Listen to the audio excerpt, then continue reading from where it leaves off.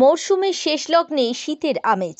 সকালে কুয়াশার সম্ভাবনা, পরে পরিষ্কার আকাশ। আজ থেকে ক্রমশ চড়বে পারদ। আগামী 4 থেকে 5 দিন 2 থেকে 4 ডিগ্রি তাপমাত্রা বাড়বে। কার্যত শীতের বিদায়। এবার বসন্তের হাওয়া বাংলায়। পশ্চিমের জেলায় এখনও কিছুটা শীতের আমেজ রয়েছে। আগামী সপ্তাহে বৃষ্টির সম্ভাবনা থাকছে। বৃষ্টি হতে পারে বুধ ও বৃহস্পতিবার। নদিয়া, মুর্শিদাবাদ ও বীরভূম জেলায় হবে বৃষ্টি। ব্রেনিয়াক হেরিটেজ স্কুল, সরিষা মহিলা বিশ্ববিদ্যালয়ের বিপরীতে বজ্রবিদ্যুৎ সহ হালকা মাঝারি বৃষ্টির সতর্কতা জারি করল হাওয়া অফিস। উত্তরবঙ্গে এখনও কিছুটা শীতের আমেজ থাকবে। দার্জিলিং ছাড়া আর কোথাও বৃষ্টির কোনো সম্ভাবনা নেই।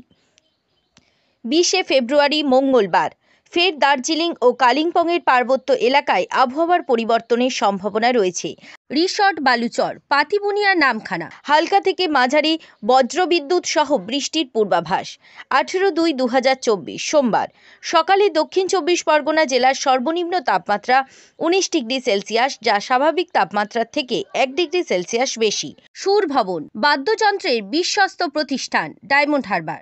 সর্বোচ্চ তাপমাত্রা 29 ডিগ্রি সেলসিয়াস, যা স্বাভাবিক তাপমাত্রা থেকে 2 ডিগ্রি সেলসিয়াস কম। বাতাসে জলীয় বাষ্পের সর্বোচ্চ পরিমাণ 95%।